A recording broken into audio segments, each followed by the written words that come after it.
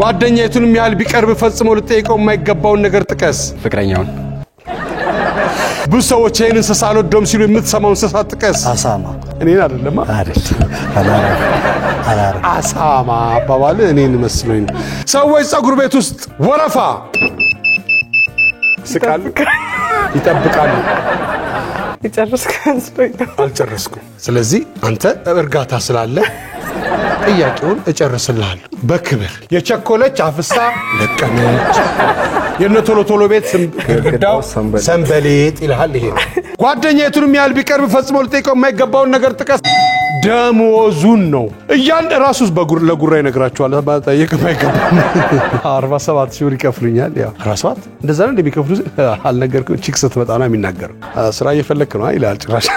ብዙ ሰዎች ይሄን እንስሳ አልወደውም ሲሉ የምትሰሚው እንስሳ ጥቀሽ ጅብ ሰዎች ጅብም እንደዛ ነው የሚለው ሰው ነው ያስተላኛል ባለፈው ስነግረው ጅብ በጣም ነገረኛ እንጂ